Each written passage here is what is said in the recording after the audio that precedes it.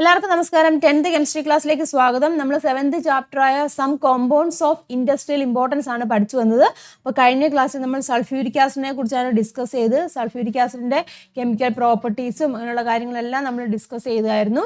അപ്പം വീഡിയോ കാണാത്തതെന്നുണ്ടെങ്കിൽ കാണുക കേട്ടോ. ഇമ്പോർട്ടൻ്റ് ആയിട്ടുള്ള ഒരു സെക്ഷനാണ് കേട്ടോ. ഇനി നമുക്ക് അടുത്തത് നോക്കാനുള്ളത് ബേസിസിറ്റി ഓഫ് ആസിഡ്സ്, അതായത് ആസിഡുകളുടെ ബേസികതയാണ് നമ്മളിനി അടുത്തത് നോക്കാനുള്ളത്. നോക്കാം. ഈ ബേസിസിറ്റി എന്ന് ശരിക്കും ഉദ്ദേശിക്കുന്നത്, ഇപ്പൊ ആസിഡിൻ്റെ അകത്ത് നമുക്കറിയാം എന്താണ്, ഹൈഡ്രജൻ അയോൺസ് ഉണ്ടാകും ഇല്ലേ. ഈ ഹൈഡ്രജൻ അയോൺസിന്റെ നമ്പറിനെയാണ് ശരിക്കും ബേസിസിറ്റി എന്ന് ഉദ്ദേശിക്കുന്നത് കേട്ടോ. അപ്പൊ അതൊന്ന് മനസ്സിലാക്കിയിരിക്കോട്ടെ. എന്താണ് നമ്പർ ഓഫ് ഹൈഡ്രജൻ കേട്ടോ, നമ്പർ ഓഫ് ഹൈഡ്രജൻ അയൺ കേട്ടോ. ഹൈഡ്രജൻ അയൺ നമ്പർ, അതിനെയാണ് എന്ത് ഉദ്ദേശിക്കുന്നത്, ബേസിസിറ്റി എന്ന് ഉദ്ദേശിക്കുന്നത്. ക്ലിയർ ആയല്ലോ. നമുക്കറിയാം ഏത് ആസിഡ് എടുത്താലും ഇതേ നോക്കി HNO3, HCl, HBr, HF ഇതെല്ലാം ഒന്നുണ്ട്, ഹൈഡ്രജൻ ഉണ്ട് ഇല്ലേ. അപ്പോൾ അയണൈസേഷൻ നടക്കുന്നുണ്ട്, അയോൺസ് ആയിട്ട് മാറുന്നുണ്ട്. അപ്പോൾ അയോൺസ് ആയിട്ട് മാറുമ്പോൾ എത്ര ഹൈഡ്രജൻ അയൺ ഉണ്ട്, അതിനെയാണ് നമ്മൾ ബേസിസിറ്റി എന്ന് ഉദ്ദേശിക്കുന്നത്. അവിടെ എഴുതിയിരിക്കുന്നുണ്ടോ, you know that the presence of H+ ions in the basic for the characteristic property of acids. അതായത് H+ അയോണുകളാണ് ആസിഡുകളുടെ ഗുണങ്ങൾക്ക് അടിസ്ഥാനം എന്ന് പറയുന്നത് അല്ലേ. H+ അയൺസ്, ഹൈഡ്രജൻ അയൺസ് ഉണ്ട്, അയോണുകളാണ് ആസിഡുകളുടെ ഗുണങ്ങൾക്ക് പ്രധാനമെന്ന് പറഞ്ഞിരിക്കുന്നത്. എന്താ അവിടെ ടേബിൾ കൊടുത്തിട്ടുണ്ട്, അന്ന് കംപ്ലീറ്റ് ചെയ്യാം കേട്ടോ. അതിൻ്റെ അയണൈസേഷനുമായിട്ട് ബന്ധപ്പെട്ട അല്ലെങ്കിൽ അയണീകരണ സമവാക്യവുമായിട്ട് ബന്ധപ്പെട്ട ഒരു ടേബിളാണ് കൊടുത്തിരിക്കുന്നത്. നോക്കിയേ, HNO3 അത് അയണൈസേഷൻ ചെയ്യുന്നുണ്ട്. അയണൈസേഷൻ ചെയ്യുമ്പോൾ ഇക്വേഷൻ എങ്ങനെയായിട്ട് മാറും, H+ ഇല്ലേ, സ്പ്ലിറ്റ് ചെയ്തിട്ട് H+ NO3 മൈനസ് അയണുമായിട്ട് മാറുന്നുണ്ട്. ഇനി HCl ആകുമ്പോൾ എങ്ങനെയാണ് വരുന്നത്, HCl അല്ലേ. HCl എങ്ങനെ വരും, HCl ഇതുപോലെ തന്നെ H+, അതുപോലെ തന്നെ എങ്ങനെയാണ് Cl മൈനസും. HBr എങ്ങനെയാണ് വരുന്നത്, HBr അല്ലേ. HBr എങ്ങനെ വരും, H+, അതുപോലെ തന്നെ എങ്ങനെയാണ് Br മൈനസും. HFO HF എന്ന് പറയുമ്പോൾ എങ്ങനെയാണ് വരുന്നത്, H+ അല്ലേ. അയണീകരിക്കുമ്പോൾ എങ്ങനെയാണ് H+, അതുപോലെ തന്നെ F മൈനസും. ഇങ്ങനെയാണല്ലോ ഇക്വേഷൻ ഓഫ് അയണൈസേഷൻ എന്ന് പറഞ്ഞിരിക്കുന്നത്. ഇവിടെ എല്ലാം ഒരു കാര്യം ശ്രദ്ധിച്ചേ, ഹൈഡ്രജൻ അയൺ അല്ലേ. ഹൈഡ്രജൻ അയൺ ദാ ഇവിടെ ഹൈഡ്രജൻ അയൺ ഉണ്ട്, ദാ ഇത് ഹൈഡ്രജൻ അയൺ ആണ്, ഇത് ഹൈഡ്രജൻ അയൺ ആണ്, ഇതും ഹൈഡ്രജൻ അയൺ ആണ്. ഇവിടെ നിന്ന് നോക്കിയേ, ഇതിൻ്റെ ഈ ഹൈഡ്രജൻ അയണിൻ്റെ നമ്പർ എത്രയാണ് ഇവിടെ വന്നിരിക്കുന്നത്, എല്ലാത്തിൻ്റെ കേസിലും ഹൈഡ്രജൻ അയണിൻ്റെ നമ്പർ എത്രയാണ്, 1 ആണ് വന്നിരിക്കുന്നത് അല്ലേ. അപ്പം ആസിഡുകൾ ഓരോന്നും, ഇവിടെയുള്ള ആസിഡുകൾ ഓരോന്നും അയണൈസേഷൻ നടക്കുമ്പോൾ എന്താണ് ഇവിടെ സംഭവിക്കുന്നത്, അവിടെ സ്വതന്ത്രമാകുന്ന ഹൈഡ്രജനുകളുടെ എണ്ണം എത്രയാണ്, 1 ആണ് വരുന്നത്. മനസ്സിലാകുന്നുണ്ടല്ലോ.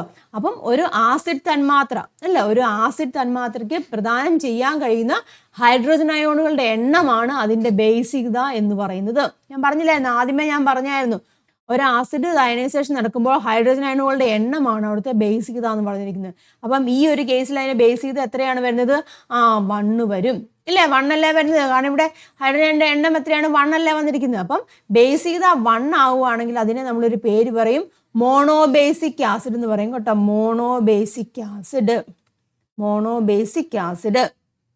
മനസ്സിലായല്ലോ. അപ്പോൾ അതുപോലെ ബേസികത 2 വരുവാണെന്നുണ്ടെങ്കിൽ ഡൈ ബേസിക് എന്ന് വരും, 3 വരുവാണെന്നുണ്ടെങ്കിൽ ട്രൈ ബേസിക് എന്ന് പറയും. ക്ലിയർ ആയല്ലോ. അപ്പം ബേസിസിറ്റി എന്ന് പറഞ്ഞാൽ എന്താ ഉദ്ദേശിക്കുന്നത്, ആസിഡിലെ നമ്പർ ഓഫ് ഹൈഡ്രജൻ അയണിൻ്റെ നമ്പറിനെയാണ് നമ്മൾ ബേസികത എന്ന് ഉദ്ദേശിക്കുന്നത്. ഓക്കെ ആണല്ലോ. ഇതായി പറഞ്ഞ കാര്യങ്ങളൊക്കെ ഇതാ ഇവിടെ കൊടുത്തിട്ടുണ്ട് കേട്ടോ. നോക്കിയേ, how many hydrogen ions are liberated when each of the acid in the table ionise. ഈ പട്ടികയിലെ ആസിഡുകൾ ഓരോന്നും അയണീകരിക്കുമ്പോൾ സ്വതന്ത്രമാകുന്ന ഹൈഡ്രജൻ അയണിന്റെ നമ്പർ എത്രയാണ്, 1 ആണെന്ന് നമ്മൾ കണ്ടു. The basicity of an acid is കണ്ടോ, number of hydrogen ion that the molecules of the acid can donate. ഒരു ആസിഡ് തന്മാത്രയ്ക്ക് പ്രദാനം ചെയ്യാൻ കഴിയുന്ന ഹൈഡ്രജൻ അയോണുകളുടെ എണ്ണത്തെയാണ് നമ്മൾ എന്ത് പറയുന്നത്, ബേസികത എന്ന് പറയുന്നത്. സിമ്പിളായിട്ട് നമുക്ക് എന്ത് പറയാം, number of hydrogen ion in ആസിഡിലെ നമ്പർ ഓഫ് ഹൈഡ്രജൻ അയണിനെയാണ് നമ്മൾ ബേസികത അല്ലെങ്കിൽ ബേസിസിറ്റി എന്ന് പറയുന്നത്.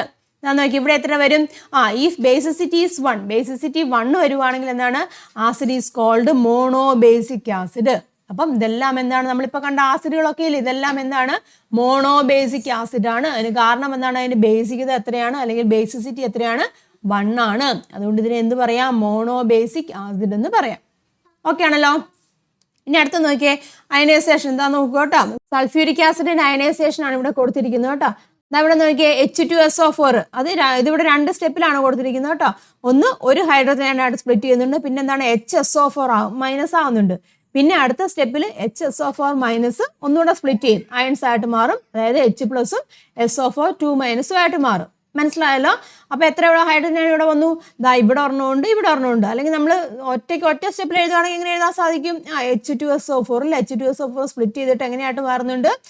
2 ഇല്ലേ, 2H+ഉം അതുപോലെ തന്നെ എങ്ങനെയാണ് SO4 മൈനസും ഇല്ലേ, SO4 2 മൈനസും. ഇങ്ങനെയാണ് നമ്മൾ ഒറ്റ സ്റ്റെപ്പിൽ എഴുതുന്നത് കേട്ടോ. ഇതിവിടെ 2 സ്റ്റെപ്പായിട്ട് കൊടുത്തിരിക്കുന്നേ ഉള്ളൂ. അപ്പോൾ ഇവിടെ നോക്കിയേ, ഹൈഡ്രജൻ്റെ നമ്പർ എത്രയാണ് വന്നിരിക്കുന്നത്? 2 വന്നു ഇല്ലേ, 2 വന്നു. അപ്പോൾ ഇതിൻ്റെ ബേസിസിറ്റി എത്രയായിരിക്കും? 2 ആയിരിക്കും വരുന്നത്. അപ്പോൾ അങ്ങനെയുള്ളതിനെ എന്ത് പറയും? ഡൈ ബേസിക് ആസിഡ് എന്ന് പറയും. മനസ്സിലായല്ലോ. എന്ന് നോക്കിയേ, how many hydrogens are liberated when a molecules of sulphuric acid is ionised. Sulphuric ആസിഡിന്റെ ഒരു തന്മാത്ര അയോണീകരിക്കുമ്പോൾ അവിടെ സ്വതന്ത്രമാക്കപ്പെടുന്ന ഹൈഡ്രജൻ അയണുകളുടെ എണ്ണം എത്രയാണ് വരുന്നത്? 2 ആണ് വരുന്നത്. If so what is the basicity of sulphuric acid? എത്ര വരും? 2 വരും. അപ്പോൾ ദാ നോക്കുക, the basicity of an acid is 2, it is called dibasic acid. Basicity ഒരു ആസിഡിന് 2 ആവുകയാണെന്നുണ്ടെങ്കിൽ അതിനെ എന്ത് പറയാം? ഡൈ ബേസിക് ആസിഡ് എന്ന് പറയാം. ഇതാ ഇവിടെ ഒരു ടേബിൾ കൊടുത്തിട്ടുണ്ട്, അതും കൂടെ നമുക്കൊന്ന് കംപ്ലീറ്റ് ചെയ്യാം. എന്നാ നോക്കിയേ, complete the following table by writing the equation of ionisation. ഇത് ആസിഡ് ആണ്, H2C2O4 ആസിഡ് ആണ്. ദെൻ അതിനെ അയനൈസേഷൻ ചെയ്യുമ്പോൾ എങ്ങനെയാണ്? H2C2O4 അയനൈസേഷൻ ചെയ്യുമ്പോൾ വരുന്നത് 2H+ കേട്ടോ, 2H+, ദെൻ C2O4 2- വരും കേട്ടോ. H2C2O4 എന്നല്ല പറഞ്ഞു, അപ്പം 2H വരും, 2H+ C2O4 2- വരും. അതുപോലെ തന്നെ H2CO3 വരും. H2CO3 വരുമ്പോൾ എങ്ങനെയാണ് വരുന്നത്? ഇവിടെ H2 എന്നല്ലേ, അപ്പോൾ നമുക്കറിയാം 2H+ സയൻസ് 2 പ്രാവശ്യം 2 സ്റ്റെപ്പിലാണെങ്കിൽ 2 പ്രാവശ്യം നമുക്ക് പറയാം ഇല്ലേ. 2H+ എങ്ങനെയാണ്? CO3 2- എന്ന് വരും. ക്ലിയർ ആയല്ലോ. അപ്പോൾ ഇവിടെയൊക്കെ കണ്ടില്ലേ, ബേസിക് എത്രയാണ് വന്നിരിക്കുന്നത്? 2 ആണ് വന്നിരിക്കുന്നത്. അപ്പം ഇതൊക്കെ ചോദിക്കാം കേട്ടോ. ബേസിസിറ്റി 1 വരുന്ന ആസിഡുകൾ ഏതൊക്കെ? എക്സാമ്പിൾ. അപ്പം അങ്ങനെയും ചോദിക്കാം കേട്ടോ. ബേസിസിറ്റി 1 വരുന്ന ആസിഡിന് എക്സാമ്പിൾ, ബേസിസിറ്റി 2 വരുന്ന ആസിഡിന് എക്സാമ്പിൾ. ഇപ്പോൾ സൾഫ്യൂരിക് ആസിഡ് കണ്ടു, H2C2O4 കണ്ടു, H2CO3. ഇതൊക്കെ എന്താണ്? ബേസിസിറ്റി 2 വരുന്ന ആസിഡുകളാണ്. ഓക്കെ ആണല്ലോ. അടുത്ത നോക്കിയേ, complete the equation of ionisation of phosphoric acid. Phosphoric ആസിഡിന്റെ അയനീകരണ സമവാക്യം എഴുതാനാണ് പറഞ്ഞിരിക്കുന്നത്. H3PO4 ആണ് കേട്ടോ, അതാണ് ഫോസ്ഫോറിക് ആസിഡ് എന്ന് പറയുന്നത്. അപ്പോൾ എങ്ങനെ വരും? ഇവിടെ വരും കേട്ടോ, 3H+ വരും. 3H+ PO4 3- വരും. അപ്പോൾ ഇതിന്റെ ബേസിസിറ്റി എത്രയാണ് വരുന്നത്? 3H+ എന്നല്ല വരുന്നത്. അപ്പോൾ എത്ര വരും? ബേസിസിറ്റി എത്രയാണ്? 3 ആണ് വരുന്നത്. മനസ്സിലായല്ലോ. അപ്പം ബേസിസിറ്റി 3 വരുന്ന ഒരു ആസിഡ് ഏതാണ്? ഫോസ്ഫോറിക് ആസിഡ് ആണ്. അപ്പം ഇങ്ങനെയുള്ളതിനെ നമ്മൾ എന്ത് പറയും? ട്രൈ ബേസിക് ആസിഡ് എന്ന് പറയും. മനസ്സിലായല്ലോ, ട്രൈ ബേസിക് ആസിഡ്. അപ്പം എക്സാമ്പിൾസ് നിങ്ങൾ മനസ്സിലാക്കിയിരിക്കും കേട്ടോ. ബേസിസിറ്റി 1 വരുന്നതിൻ്റെ എക്സാമ്പിൾസ് നമ്മൾ എന്തൊക്കെയായിരുന്നു കണ്ടത്? HNO3 ഇല്ലേ, HNO3 കണ്ടു. പിന്നെ ഏതാണ്? HCl കണ്ടു, HBr ഇല്ലേ, HBr കണ്ടു, HF. നിങ്ങൾ ടെക്സ്റ്റ് ബുക്കിലുള്ള അത്രയും എക്സാമ്പിൾസ് പഠിക്കുക കേട്ടോ. പിന്നെ ബേസിസിറ്റി 2 വരുന്ന ഏതാണ്? H2SO4 ഉണ്ട്. പിന്നെ ഏതാണ് വരുന്നത്? H2C2O4 ഉണ്ട്. അതുപോലെ തന്നെ H2CO3 ഉണ്ട്. ബേസിസിറ്റി 2 വരുന്നത്. ബേസിസിറ്റി 3 വരുന്നത് നമ്മളിപ്പോൾ ഒരെണ്ണം കണ്ടു, ഏതാണ്? H3PO4. അപ്പം ഒരുപാടൊന്നും പഠിക്കേണ്ട, ടെക്സ്റ്റ് ബുക്കിലുള്ള എക്സാമ്പിൾസ് നിങ്ങൾ എന്തായാലും കൃത്യമായിട്ട് പഠിച്ചിരിക്കുക കേട്ടോ. That is a basicity of acid. അപ്പം മനസ്സിലാക്കിയിരിക്കുക, number of hydrogen in acid, അതിനെയാണ് നമ്മൾ ബേസിസിറ്റി എന്ന് പറയുന്നത്. ഇതാ കൊടുത്തിട്ടുണ്ട് ടെക്സ്റ്റ് ബുക്കിൽ കേട്ടോ. The basicity of an acid is 3, it is called tribasic acid. Basicity 3 വരുവാണെന്നുണ്ടെങ്കിൽ അതിനെ എന്ത് പറയും? ട്രൈ ബേസിക് ആസിഡ് എന്ന് പറയും. ഓക്കെ ആണല്ലോ. ഇനി നമ്മൾ കണ്ടായിരുന്നു ജലത്തിൽ ലയിക്കുന്ന ബേസുകൾ ഇല്ലേ, ജലത്തിൽ ലയിക്കുന്ന നമ്മൾ കണ്ടായിരുന്നു ആസിഡിക് നേച്ചർ ഉള്ളതുകൊണ്ട് ബേസിക് നേച്ചർ ഉണ്ട്. ജലത്തിൽ ഡിസോൾവ് ആവുന്ന ബേസിനെ നമ്മൾ എന്താണ് പറയുന്നത്? ആൽക്കലീസ് എന്നല്ലേ പറയുന്നത്. അതാ നോക്കട്ടെ, you have learn that alkalis are bases ഇല്ലേ. ആൽക്കലീസ് എന്ന് പറഞ്ഞാൽ എന്താണ്? ബേസുകളാണ് ഇല്ലേ, ബേസുകളാണ്. That dissolves in water. ജലത്തിൽ ലയിക്കുന്ന ബേസുകളാണ് ആൽക്കലി എന്ന് പറയുന്നത് ആണല്ലോ. അപ്പൊ എങ്ങനെയാണെങ്കിൽ chemical formula sodium hydroxide. Sodium hydroxide ഏതാണ്? NaOH ആണല്ലേ, sodium hydroxide. Then examine the equation of the reaction that takes place when sodium hydroxide dissolve in water. Sodium hydroxide ഒരു ബേസ് ആണ് ഇല്ല, ഒരു ആൽക്കലി ആണ്. അത് ജലത്തിൽ ലയിക്കുന്നതിന്റെ ഇക്വേഷൻ ആണ് ഇവിടെ എഴുതിയിരിക്കുന്നത്. അപ്പൊ എങ്ങനെയായിട്ട് മാറും? NaOH അവിടെ സ്പ്ലിറ്റ് ചെയ്യും, അയൺസ് ആയിട്ട് Na+ അയണും അതുപോലെ തന്നെ OH- അയൺ ആയിട്ടും അവിടെ സ്പ്ലിറ്റ് ചെയ്യും. മനസ്സിലായല്ലോ. അപ്പൊ നമ്മൾ ആൽക്കലിയുടെ കേസിലാണ് കേട്ടോ ഇനി നോക്കാൻ പോകുന്നത്. നോക്കട്ടെ, മറ്റു കുറച്ച് ആൽക്കലി കൊടുത്തിട്ടുണ്ട്. സോഡിയം ഹൈഡ്രോക്സൈഡ് നമ്മൾ എങ്ങനെ കണ്ടു? NaOH സ്പ്ലിറ്റ് ചെയ്യുമ്പോൾ എങ്ങനെയാണ്? NaOH സ്പ്ലിറ്റ് ചെയ്യുമ്പോൾ Na+ഉം OH- ആയിട്ട് മാറുന്നുണ്ട്. അതായത് ജലത്തിലെ അയോണീകരണ സമവാക്യം എന്ന് പറയാം, അയനൈസേഷൻ ഇൻ വാട്ടർ. ഇനി കാൽസ്യം ഹൈഡ്രോക്സൈഡ് എന്ന് പറയുമ്പോൾ എങ്ങനെ വരും? CaOH2 ആണ് കേട്ടോ കാൽസ്യം ഹൈഡ്രോക്സൈഡ്. അതെങ്ങനെയാണ് വരുന്നത്? അത് സ്പ്ലിറ്റ് ചെയ്യുമ്പോൾ CaOH2 ആണ്. അത് സ്പ്ലിറ്റ് ചെയ്യുമ്പോൾ Ca2+ വരും കേട്ടോ. Ca2+ പ്ലസ് OH- വരും. ഇനി അമോണിയം ഹൈഡ്രോക്സൈഡ് എന്ന് പറയുമ്പം NH4 കേട്ടോ. NH4OH ആണ് അമോണിയം ഹൈഡ്രോക്സൈഡ്. NH4OH അത് അയണൈസേഷൻ നടക്കുമ്പോൾ അതെങ്ങനെയാണ് വരുന്നത്?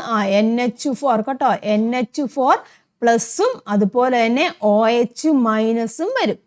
അപ്പം ആൽക്കലീസിന് എന്താണ്? അയനൈസേഷൻ നടക്കുന്നുണ്ട്. ആൽക്കലീസ് എങ്ങനെയാണ്? അയണീകരിക്കുന്നുണ്ട് അല്ലേ? എന്നാ ഇവിടെ നോക്കിയേ, ഈ NaOHന്റെ കേസിലാണേലും അതുപോലെ തന്നെ കാൽസ്യം ഹൈഡ്രോക്സൈഡിന്റെ കേസിലായാലും അമോണിയം ഹൈഡ്രോക്സൈഡിന്റെ കേസിലായാലും കോമൺ ആയിട്ട് ഉണ്ടാകുന്ന ഒരു അയൺ ഇവിടെ ഏതാണ്? ഇതിന് മൂന്നിന്റെ കേസിലും കോമൺ ആയിട്ട് ഉണ്ടാകുന്ന അയൺ ഏതാണ്?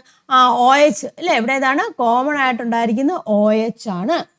അപ്പൊ മനസ്സിലാക്കുക, ആൽക്കലികളുടെ കേസിൽ ജലത്തിൽ ലയിക്കുമ്പോൾ സ്വതന്ത്രമാവുന്ന ഒരു അയോൺ എന്ന് പറഞ്ഞിരിക്കുന്നത് പൊതുവായിട്ടുള്ള ഒരു അയോൺ ഏതാണ്? OH ഇല്ലേ? OH- അയൺ ആണ് ജലത്തിൽ ലയിക്കുമ്പോൾ അവിടെ ലിബറേറ്റ് ചെയ്യുന്നത്, സ്വതന്ത്രമാവുന്ന ഒരു അയൺ അല്ലെ. അപ്പൊ ആസിഡിന്റെ കേസ് നമ്മൾ കണ്ടായിരുന്നു, H+ അയൺസ് എല്ലാത്തിലും ഉണ്ട് ഇല്ലേ. അപ്പൊ ആൽക്കലീസിന്റെ കേസിൽ അത് ജലത്തിൽ ഡിസോൾവ് ആകുമ്പോൾ അവിടെ എന്താണ് ലിബറേറ്റ് ചെയ്യുന്ന ഒരു കോമൺ അയൺ എന്ന് പറഞ്ഞിരിക്കുന്നത് ഏതാണ്? OH- അയൺ ആണ്.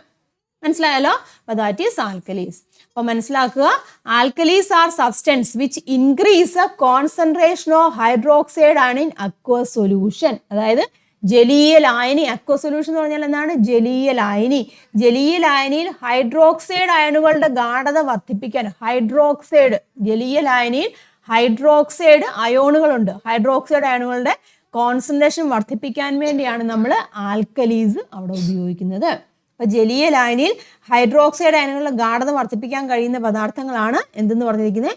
ആൽക്കലീസ് എന്ന് പറഞ്ഞിരിക്കുന്നത്. അതൊക്കെ മനസ്സിലാക്കിയിരിക്കും കേട്ടോ. Alkalis are substance which increase the concentration of hydroxide iron in aqueous solution. Okay ആണല്ലോ. അപ്പൊ നമ്മൾ കണ്ട് ആസിഡുകളും ബേസുകളും എങ്ങനെയാണ് ജലത്തിൽ ലയിക്കുമെന്ന് നമ്മൾ മനസ്സിലാക്കി. അപ്പൊ അത് ജലത്തിൽ ലയിക്കുമ്പോൾ എന്ത് സംഭവിക്കുന്നുണ്ട്? അത് അയോൺസുകളായിട്ട് ഡീകമ്പോസ് ചെയ്യുന്നില്ലേ? ആസിഡ് ആണേലും ബേസ് ആണേലും ജലത്തിൽ ലയിക്കുമ്പോൾ അത് എന്ത് ചെയ്യുന്നുണ്ട്? അയോൺസ് ആണ്, സ്പ്ലിറ്റ് ചെയ്തിട്ട് അയോൺസ് ആയിട്ട് മാറുന്നുണ്ട്. അപ്പൊ അങ്ങനെ അയോൺസുകളായിട്ട് ഡിസോസിയേറ്റ് ചെയ്യുന്നത് ആദ്യമായിട്ട് കണ്ടുപിടിച്ചത് അറീനിയസ് എന്ന് പറഞ്ഞൊരു സയന്റിസ്റ്റ് ആണ് കേട്ടോ. അറീനിയസ് ആണ്. അപ്പൊ അതിന്റെ ഫലമായിട്ട് അദ്ദേഹത്തിന്റെ പേരിലൊരു തിയറി വന്നു, അറീനിയസ് തിയറി എന്ന് വന്നു. അപ്പൊ അറീനിയസ് തിയറി പറഞ്ഞിരിക്കുന്നത് എന്നാന്ന് വെച്ചാൽ, ഈ അക്വസ് സൊല്യൂഷൻ ഉണ്ടല്ലോ, അക്വസ് സൊല്യൂഷൻ H+ അയണുകളെ ലിബറേറ്റ് ചെയ്യുന്നുണ്ട്, സ്വതന്ത്രമാക്കുന്നുണ്ട്. അപ്പം H+ അയൺസിനെ ലിബറേറ്റ് ചെയ്യുന്ന ആരാണ്? ആസിഡുകളാണ് അല്ലേ. അതുപോലെ തന്നെ OH- അയണുകളെ ലിബറേറ്റ് ചെയ്യുന്ന ആരാണ്? ബേസുകളാണ്. അപ്പൊ ഇതാണ് അറീനിയസ് തിയറി എന്ന് പറയുന്നത്. മനസ്സിലായല്ലോ? ഇവിടെ എഴുതിയിട്ടുണ്ട് കേട്ടോ. എന്താ നോക്കൂട്ടോ. Arrhenius stated that when acid and bases dissolve in water they dissociated into ions. Acid ആണേലും ബേസ് ആണേലും ജലത്തിൽ ലയിക്കുമ്പോൾ എന്താണ്? അത് അയോൺസുകളായിട്ട് ഡിസോസിയേറ്റ് ചെയ്യും. അപ്പൊ അദ്ദേഹം പ്രപ്പോസ് ചെയ്ത തിയറിയാണ് അറീനിയസ് തിയറി എന്ന് പറഞ്ഞിരിക്കുന്നത്. എന്താണ്? ആസിഡ് ഏതാണ് ലിബറേറ്റ് ചെയ്യുന്നത്? H+ അയൺസിനെ. ബേസ് ഏതാണ് ലിബറേറ്റ് ചെയ്യുന്നത്? OH- അയൺസിനെ. മനസ്സിലായല്ലോ? That is Arrhenius theory. Acids are substance which liberate H+ ions and bases are substance which liberate OH- ions in aqueous solution. That is a Arrhenius theory. ഇതും ചോദിക്കാൻ കേട്ടോ, എന്താണ് Arrhenius theory എന്ന് പറഞ്ഞിരിക്കുന്നത്? Acid H+ അയൺസിനെ liberate ചെയ്യുന്നുണ്ട്. Base എന്ന് പറഞ്ഞിരിക്കുന്നതാണ് OH- അയൺസിനെ ലിബറേറ്റ് ചെയ്യുന്ന സബ്സ്റ്റൻസ് ആണ്. ദാറ്റ് ഈസ് ഇതാണ് അറീനിയസ് തിയറി. അപ്പൊ മനസ്സിലായല്ലോ? That is a basicity of ആസിഡും അതുപോലെ തന്നെ ആൽക്കലീസിന്റെ കാര്യത്തിലും നമ്മൾ ഡിസ്കസ് ചെയ്തു. ആസിഡ് ആണെങ്കിൽ H+ അയൺസിനെയും ആൽക്കലി ആണെങ്കിൽ എങ്ങനെയാണ് OH- അയൺസിനെ ലിബറേറ്റ് ചെയ്യുന്നു. അങ്ങനെ അത് കണ്ടുപിടിച്ച അറീനിയസ് ആണ്. അപ്പൊ അദ്ദേഹത്തിന്റെ ആ തിയറിയാണ് അറീനിയസ് തിയറി എന്ന് പറയുന്നത്. ദെൻ ഇനി അടുത്തത് പഠിക്കാനുള്ളതാണ് സോഡിയം ഹൈഡ്രോക്സൈഡിനെ കുറിച്ചാണ് കേട്ടോ. സോഡിയം ഹൈഡ്രോക്സൈഡ് NaOH കേട്ടോ. സോഡിയം ഹൈഡ്രോക്സൈഡ് എങ്ങനെയാണ് ഇൻഡസ്ട്രിയിൽ നിർമ്മിക്കുന്നത്, അതിന്റെ പ്രോസസ്സും കാര്യങ്ങളും ഒക്കെ എങ്ങനെയാണെന്ന് നോക്കാം. അപ്പം സോഡിയം ഹൈഡ്രോക്സൈഡ് വ്യവസായമായിട്ട് നിർമ്മിക്കുന്ന ഒരു പ്രോസസ്സിനെ നമ്മളൊരു പേര് പറയും, ക്ലോർ ആൽക്കലി പ്രോസസ് എന്നാണ് പറഞ്ഞിരിക്കുന്നത്. അപ്പോൾ അതിന് ഉപയോഗിക്കുന്ന ഒരു ചേംബർ ആണ് കേട്ടോ. രണ്ട് ചേംബർ ആണ് ഇതിൻ്റെ അകത്തുള്ളത്. അപ്പോൾ അതിൽ നമ്മൾ അതിൻ്റെ ഇടയിൽ ഒരു മെംബ്രെയിൻ ഉണ്ടായിരിക്കും, അത് വെച്ച് സെപ്പറേറ്റ് ചെയ്തിട്ടുണ്ട്. അപ്പോൾ ഒന്നിൽ നമ്മൾ ഉണ്ടാക്കുന്ന സോഡിയം ഹൈഡ്രോക്സൈഡ് അല്ല, അപ്പം സോഡിയം ക്ലോറൈഡും അതുപോലെ H2 ഒന്നിൽ സോഡിയം ക്ലോറൈഡ് എടുക്കുന്നുണ്ട്, ഒന്നിൽ H2O എടുക്കുന്നുണ്ട്. അപ്പോൾ നോക്കാം എന്തൊക്കെയാണെന്നുള്ളത്. അപ്പോൾ നോക്കുക, സോഡിയം ഹൈഡ്രോക്സൈഡ് എന്ന് കണ്ടു. സോഡിയം ഹൈഡ്രോക്സൈഡിനെ നമ്മൾ ഇൻഡസ്ട്രിയലി പ്രൊഡ്യൂസ് ചെയ്യുന്ന പ്രോസസ്സിന് പറയുന്ന പേരാണ് നോക്കുക കേട്ടോ, ക്ലോർ ആൽക്കലി പ്രോസസ് എന്നാണ് കേട്ടോ. ഈ പേര് ഓർത്തിരിക്കുക കേട്ടോ. സോഡിയം ഹൈഡ്രോക്സൈഡ് ഇൻഡസ്ട്രിയലി വ്യാവസായികമായിട്ട് നിർമ്മിക്കുന്ന പ്രോസസ്സിന് പറയുന്ന പേരാണ് ക്ലോർ ആൽക്കലി പ്രോസസ് എന്നാണ് പറയുന്നത്. അതിനകത്ത് നമ്മൾ എന്തൊക്കെ വസ്തുക്കളാണ് എടുക്കുന്നതെന്ന് നമ്മൾ പറഞ്ഞു. സോഡിയം ക്ലോറൈഡും ജലവുമാണെന്ന് പറഞ്ഞു. സോഡിയം ക്ലോറൈഡിന്റെ അക്വസ് സൊല്യൂഷൻ ആണ് എടുക്കുന്നത് കേട്ടോ, ജലീയ ലായനിയാണ് എടുക്കുന്നത്. അതായത് aqueous solution, concentrated aqueous solution ആണ്, ഗാഢ ജലീയ ലായനി സോഡിയം ക്ലോറൈഡിന്റെ കേട്ടോ. നോക്കുക കേട്ടോ, സോഡിയം ക്ലോറൈഡിന്റെ കോൺസെൻട്രേറ്റഡ് അക്വസ് സൊല്യൂഷൻ ആണ് എടുക്കുന്നത്. അതിനെ നമ്മൾ വേറൊരു പേരും പറയും, ബ്രൈൻ എന്ന് പറയും കേട്ടോ.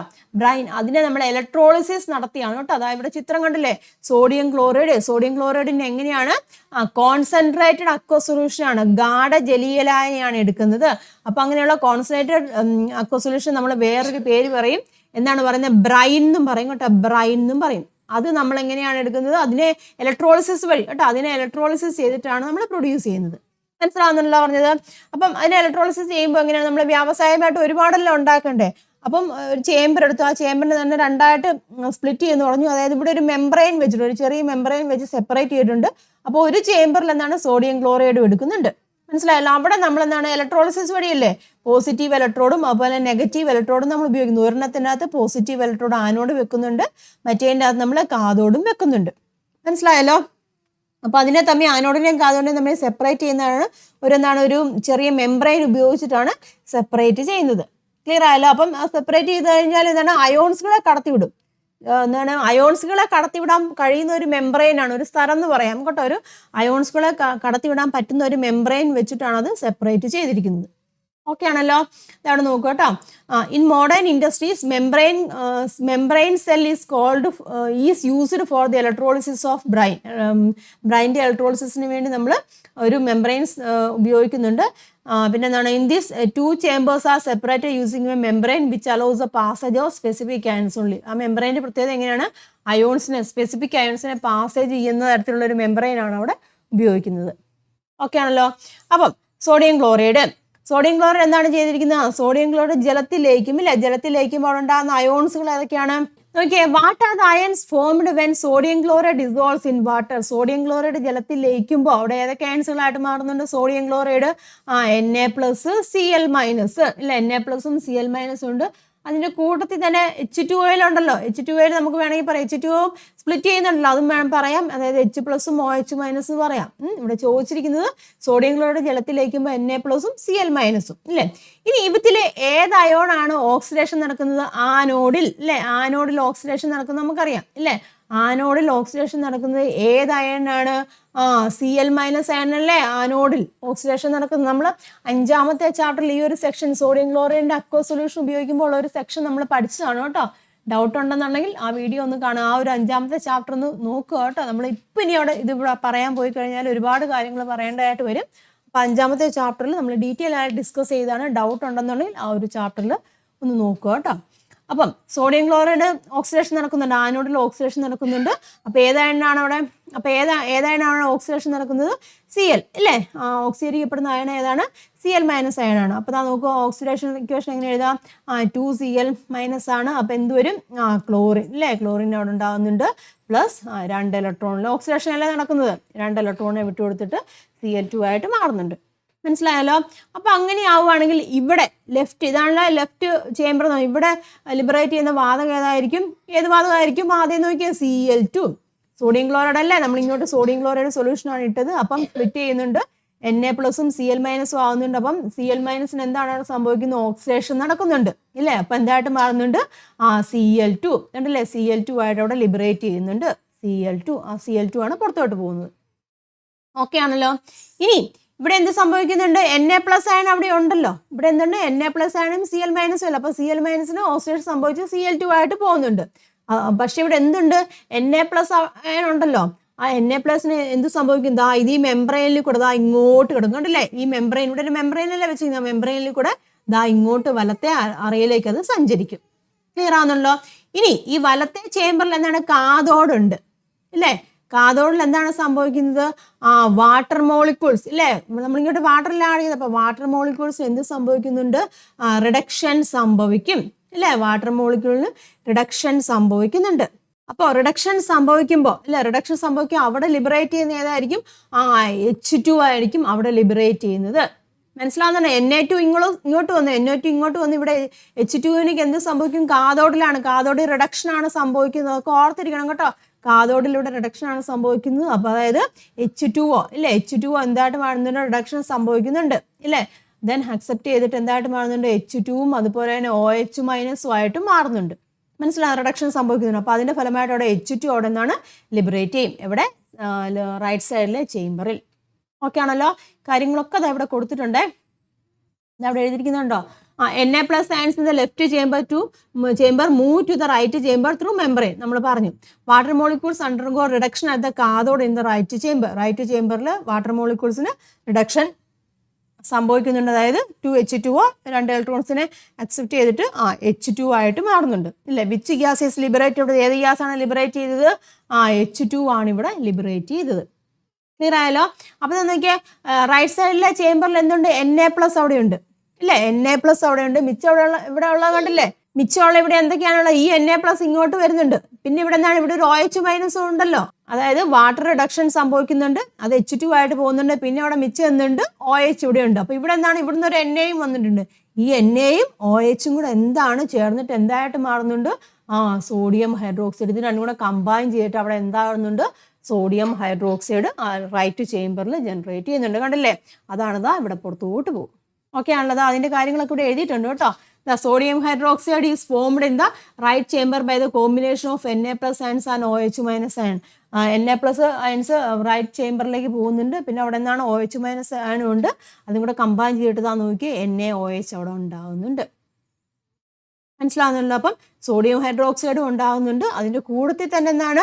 ഹൈഡ്രജനും ക്ലോറിനും ഉണ്ടാകുന്നില്ലേ? ഹൈഡ്രജൻ. അപ്പോൾ ഈ പ്രോസസ്സിൽ അല്ലേ, സോഡിയം ഹൈഡ്രോക്സൈഡിൻ്റെ പ്രോസസ്സിൽ സോഡിയം ഹൈഡ്രോക്സൈഡ് ഉണ്ടാകുന്ന ഈ പ്രോസസ്സാണല്ലോ. അതായത് ഏതാണ് നമ്മുടെ പേര് പറഞ്ഞ ക്ലോറോ ആൽക്കലി പ്രോസസ്സ് എന്ന് പറഞ്ഞു. അവിടെ എന്തൊക്കെ ഉണ്ടാകുന്നുണ്ട്? സോഡിയം ഹൈഡ്രോക്സൈഡ് ഉണ്ടാകുന്നുണ്ട്. പിന്നെ എന്താണ്? ക്ലോറിൻ ഉണ്ടാകുന്നുണ്ട് അല്ലേ? ക്ലോറിൻ ഉണ്ടാകുന്നുണ്ട്. പിന്നെ എന്താണ്? H2O അവിടെ ഉണ്ടാകുന്നുണ്ട്. അപ്പം നോക്കാം. In this process hydrogen and chlorine are also formed in the addition of sodium hydroxide. Sodium hydroxide ഉണ്ടാകുന്നത് കൂടാതെ എന്താണ്? ക്ലോറിനും ഹൈഡ്രജനും അവിടെ ഉണ്ടാകുന്നുണ്ട്. സോഡിയം ഹൈഡ്രോക്സൈഡിന്റെ മറ്റൊരു പേരും അറിയപ്പെടുന്നുണ്ട് കാസ്റ്റിക് സോഡ കേട്ടോ. സോഡിയം ഹൈഡ്രോക്സൈഡിന്റെ മറ്റൊരു പേരാണ് കാസ്റ്റിക് സോഡ.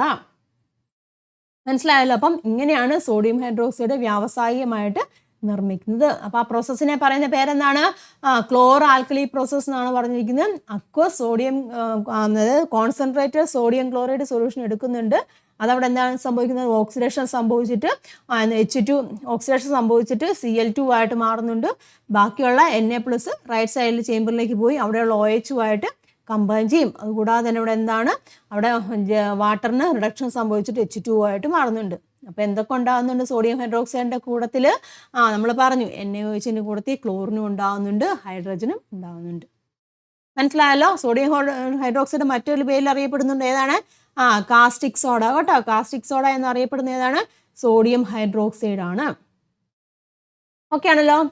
ഇനി സോഡിയം ഹൈഡ്രോക്സൈഡിന്റെ യൂസസ് നോക്കാം കേട്ടോ. അതൊക്കെ പോയിന്റുകളായിട്ട് എഴുതിയിട്ടുണ്ട്, നിങ്ങൾ പഠിച്ചാൽ മതി കേട്ടോ. For the preparation of soaps and detergent, സോപ്പും ഡിറ്റർജൻറ്റും ഉണ്ടാക്കാൻ ഉപയോഗിക്കുന്നുണ്ട്. For the purification of bauxite in the manufacture of aluminium, aluminium നിർമ്മാണത്തിൽ ബോക്സൈറ്റ് ശുദ്ധീകരിക്കുന്നതിന് വേണ്ടി ഉപയോഗിക്കുന്നുണ്ട്. ടു പ്രൊഡ്യൂസ് പേപ്പർ നിർമ്മാണത്തിന് ഉപയോഗിക്കുന്നുണ്ട്.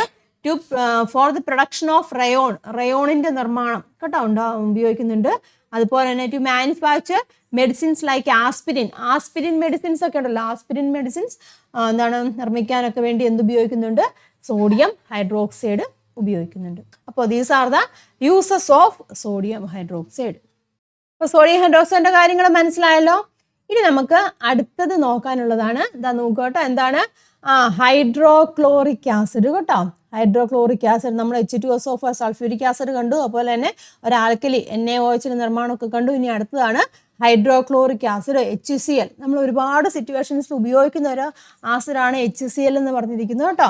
എന്താ നോക്കിയാൽ, what are the product obtained when hydrogen and chlorine react, അല്ലേ? ഹൈഡ്രജനും ക്ലോറിനും കൂടെ ഡയറക്റ്റ് ആയിട്ട് റിയാക്ട് ചെയ്യുകയാണ് കേട്ടോ. ഹൈഡ്രജനും H2ഉം അതുപോലെ തന്നെ Cl2 കൊണ്ട് റിയാക്ട് ചെയ്ത് ഉണ്ടാകുന്ന ഏതാണ്? HCl ആണ് ഉണ്ടാകുന്നത്, ഹൈഡ്രോക്ലോറിക് ആസിഡ്. നമ്മൾ ഒരുപാട് പ്രോസസ്സിന് ഒരുപാട് എക്സ്പെരിമെന്റ് ചെയ്യാൻ വേണ്ടിയൊക്കെ HCl ഉപയോഗിക്കുന്നുണ്ട്. ഓക്കെ ആണല്ലോ. അപ്പൊ വ്യാവസായികമായിട്ട് നിർമ്മിക്കുന്നത് എങ്ങനെയാണ്? Hydrogen chloride is manufactured by the direct combination of hydrogen and chlorine. ഹൈഡ്രജനും ക്ലോറിനും ഡയറക്റ്റ് കമ്പൈൻ ചെയ്തിട്ടാണ് ഹൈഡ്രജൻ ക്ലോറൈഡ് വ്യാവസായികമായിട്ട് നിർമ്മിക്കുന്നത്. ഇതെന്ന് പറയുമ്പോൾ എന്താണ്? ഒരു എക്സോതെർമിക് റിയാക്ഷൻ ആണ് കേട്ടോ. ഓർത്തണം, ഹൈഡ്രജനും ക്ലോറിനും റിയാക്ട് ചെയ്യുമ്പോൾ എന്താണ്? ഹീറ്റ് ലിബറേറ്റ് ചെയ്യുന്നുണ്ട്. അതായത് ഒരു എക്സോതെർമിക് റിയാക്ഷൻ ആണ്, താപമോചക പ്രവർത്തനമാണ് കേട്ടോ. താപമോചക പ്രവർത്തനമാണ്. അതുകൊണ്ട് തന്നെ ആ റിയാക്ടർ എപ്പോഴും, ഈ പ്രോസസ്സ് നടക്കുന്നുണ്ടല്ലോ, ആ റിയാക്ടറിൽ എപ്പോഴും ചൂടുണ്ടായിരിക്കും. താപമോചക പ്രവർത്തനമല്ല, ഹൈഡ്രജനും ക്ലോറിനും റിയാക്ട് ചെയ്യുമ്പോൾ ഹീറ്റ് ലിബറേറ്റ് ചെയ്യുന്നുണ്ട്. ആ ഒരു ചേംബർ ഉണ്ടല്ലോ, ആ ചേംബറിൽ എപ്പോഴും എങ്ങനെയായിരിക്കും? ഒരു ചൂടുണ്ടായിരിക്കും. അതുകൊണ്ട് തന്നെ ആ ഒരു ചേംബറിനെ നമ്മൾ, അല്ലെങ്കിൽ ആ റിയാക്ടറിനെ നമ്മളൊരു പേര് പറയും, HCl ബർണർ എന്ന് പറയും, അല്ലെങ്കിൽ HCl ഓവൻ എന്നൊക്കെ പറയാറുണ്ട്. മനസ്സിലാകുമല്ലോ? HCl ബർണർ അല്ലെങ്കിൽ HCl ഓവൻ എന്നൊക്കെ പറയുന്നുണ്ട്. അപ്പൊ അവിടെ ഉണ്ടാകുന്ന ആ HCl കേട്ടോ, ആ HCl ഒരു ഡീ അയണൈസ്ഡ് വാട്ടറിൽ, അതായത് അയൺ ഇല്ലാത്ത ഒരു വാട്ടറെ ലയിപ്പിക്കും. എന്നിട്ടാണ് കോൺസെൻട്രേറ്റഡ് എന്താണ്? ഹൈഡ്രോക്ലോറിക് ആസിഡ് നിർമ്മിക്കുന്നത്. മനസ്സിലായല്ലോ? അപ്പൊ HCl നിർമ്മാണം എങ്ങനെയാണ്? H2ഉം Cl2ഉം ഡയറക്റ്റ് ആയിട്ട് കമ്പൈൻ ചെയ്തിട്ടാണ് HCl ഉണ്ടാക്കുന്നത്. അതെന്ന് പറഞ്ഞിരിക്കുന്നത് എന്താണ്? ഒരു എക്സോതെർമിക് റിയാക്ഷൻ ആണ് കേട്ടോ, താപമോചക പ്രവർത്തനമാണ്. അതുകൊണ്ട് തന്നെ എന്താണ്? ആ ഒരു ചേംബർ അല്ലെങ്കിൽ ആ ഒരു റിയാക്ടറിൻ്റെ ഉള്ളിൽ എങ്ങനെയായിരിക്കും? റിയാക്ടറിൽ ചൂടായിരിക്കും. അതുകൊണ്ട് തന്നെ അതിനെ, ആ റിയാക്ടറിനെ നമ്മളൊരു പേര് പറയും, HCl ബർണർ കേട്ടോ. HCl ബർണർ അല്ലെങ്കിൽ HCl എന്താണ്? ഓവൻ എന്നൊക്കെ പറയും. മനസ്സിലായല്ലോ? അപ്പം ആ HCl ബർണർ അല്ലെങ്കിൽ HCl ഓവനിലുള്ള ഹൈഡ്രജൻ ക്ലോറൈഡ് കേട്ടോ, അതിനെ എന്ത് ചെയ്യിക്കുന്നുണ്ട്? അയൺ ഇല്ലാത്ത ജലത്തിൽ, ഡീ അയണൈസ്ഡ് വാട്ടർ എന്ന് പറയും കേട്ടോ, അത് അയൺ ഇല്ലാത്ത ഒരു ജലത്തിൽ ലയിപ്പിച്ചിട്ടാണ് കോൺസെൻട്രേറ്റഡ് ഹൈഡ്രോക്ലോറിക് ആസിഡ് നിർമ്മിക്കുന്നത്. ഇവിടെ എഴുതിയിട്ടുണ്ട് കേട്ടോ. Since it is an exothermic process, the reactor where the process takes place will always be hot. Hence the reactor is known as HCl oven or HCl burner. ഇതൊക്കെ ചോദിക്കാം കേട്ടോ. HCl burner, HCl oven, ഇതൊക്കെ എവിടെയാണ് ഉപയോഗിക്കുന്നത് എന്നൊക്കെ ചോദിക്കാം. അതായത് HClന്റെ വ്യാവസായിക നിർമ്മാണത്തിലാണ്. The hydrogen chloride formed in the HCl burner is dissolved in കേട്ടോ deionized water കേട്ടോ. Deionized water എന്ന് വെച്ചാൽ അയൺ ഇല്ലാത്ത വാട്ടർ, ജലമില്ലാത്ത, അതായത് അയൺ ഇല്ലാത്ത വാട്ടർ കേട്ടോ, ഡിയനൈസ്ഡ് വാട്ടറിൽ ലയിപ്പിക്കും. എന്നിട്ടാണ് കോൺസെൻട്രേറ്റഡ് HCl നിർമ്മിക്കുന്നത്, ഹൈഡ്രോക്ലോറിക് ആസിഡ് കോൺസെൻട്രേറ്റഡ് HCl നിർമ്മിക്കുന്നത്. മനസ്സിലായല്ലോ? That is HCl. HCl ഉപയോഗങ്ങൾ എന്തൊക്കെയാണ്? ഉപയോഗങ്ങൾ അവിടെ എഴുതിയിട്ടുണ്ട് കേട്ടോ. ടു റിഫൈൻ ടേബിൾ സോൾട്ട്, അതായത് കറിയിപ്പ് ഉണ്ടല്ലോ, കറിയിപ്പ് റിഫൈൻ ചെയ്യാൻ, ശുദ്ധീകരിക്കാൻ വേണ്ടി ഉപയോഗിക്കുന്നുണ്ട്. പിന്നെ എന്താണ്? ടു പ്രിപ്പയർ ഡൈസ്, ചായങ്ങൾ നിർമ്മിക്കുന്നതിന്. പിന്നെ എന്താണ്? ഫോർ മാനുഫാക്ചറിങ് PVC കേട്ടോ, PVCയുടെ നിർമ്മാണത്തിന് വേണ്ടി HCl ഉപയോഗിക്കുന്നുണ്ട്. പിന്നെന്താണ്? To prepare aqua regia which is used to dissolve metals like gold and platinum. Aqua regia എന്ന് പറഞ്ഞിരിക്കുന്നത് എന്താണ്? ഈ ഗോൾഡും പ്ലാറ്റിനും ഒക്കെ ലയിപ്പിക്കാൻ വേണ്ടിയുള്ള ഒരു സൊല്യൂഷൻ ആണ് കേട്ടോ. അപ്പൊ അതിന്റെ നിർമ്മാണത്തിന് വേണ്ടി HCl ഉപയോഗിക്കുന്നുണ്ട്. പിന്നെ എന്താണ്? For preparing organic and inorganic compound, കാർബണിക സംയുക്തങ്ങളും അകാർബണിക സംയുക്തങ്ങളും നിർമ്മിക്കുന്നതിന് വേണ്ടി ഉപയോഗിക്കുന്നുണ്ട്. ടു പ്രൊഡ്യൂസ് ഫെർട്ടിലൈസേഴ്സ്, ഇല്ലേ, വളങ്ങളുടെ നിർമ്മാണത്തിന്. ഫോർ റിഫൈനിങ് മെറ്റൽസിനെ ശുദ്ധീകരിക്കാൻ. മനസ്സിലായല്ലോ? അപ്പൊ ഇത്ര ഉള്ളൂ കേട്ടോ HCl. ഇതൊക്കെ ഡയറക്റ്റ് നിങ്ങൾ പോയിന്റ് ആയിട്ട് നിങ്ങൾ പഠിച്ചാൽ മതി കേട്ടോ. HClന്റെ ഉപയോഗങ്ങൾ എന്തൊക്കെയാണ്, HCl എങ്ങനെയാണ് നിർമ്മിക്കുന്നത്. അപ്പൊ മനസ്സിലായല്ലോ? ഹൈഡ്രോക്ലോറിക് ആസിഡ് എങ്ങനെയാണ് നിർമ്മിക്കുന്നത് എന്ന് കണ്ടു, അതിന്റെ യൂസസുകളും കാര്യങ്ങളൊക്കെ നമ്മൾ മനസ്സിലാക്കി. പിന്നെന്താണ്? സോഡിയം ഹൈഡ്രോക്സൈഡിനെ കുറിച്ചാണ് നമ്മൾ ഡിസ്കസ് ചെയ്തത്, അതിന്റെ നിർമ്മാണത്തെക്കുറിച്ച് കണ്ടു. അതുപോലെ തന്നെ ബേസിസിറ്റി എന്നാന്നും ഡിസ്കസ് ചെയ്തു കേട്ടോ. അപ്പം ഇമ്പോർട്ടൻ്റ് ആയിട്ടുള്ള ഒരു സെക്ഷൻ തന്നെയാണിത്, കൃത്യമായിട്ടൊന്ന് മനസ്സിലാക്കുക കേട്ടോ. പിന്നെ അടുത്ത് നമുക്ക് നോക്കാനുള്ളത് സോൾട്സിനെ കുറിച്ചാണ്. സോൾട്ട്, ലവണങ്ങളുണ്ട്, പിന്നെ ഒരു ചെറിയൊരു സെക്ഷനാണ് ഫെർട്ടിലൈസേഴ്സും ഉണ്ട്. അത് നമുക്ക് അടുത്ത ക്ലാസ്സിൽ ഡിസ്കസ് ചെയ്യാം കേട്ടോ. ഇത്രയും നിങ്ങൾ കൃത്യമായിട്ട് പഠിക്കുക. ഇത്രയും കാര്യങ്ങൾ ക്ലിയർ ആയി കാണുമെന്ന് ഞാൻ വിചാരിക്കുന്നു. അഭിപ്രായങ്ങൾ കമന്റ് ചെയ്യുക, മനസ്സിലായിട്ടുണ്ടെന്നുണ്ടെങ്കിൽ കമന്റ് ചെയ്യുക. ബാക്കി പോർഷനുമായിട്ട് നമുക്ക് പെട്ടെന്ന് തന്നെ കാണാം നെക്സ്റ്റ് വീഡിയോയിൽ. അപ്പോൾ എല്ലാവർക്കും നന്ദി, നമസ്കാരം, താങ്ക്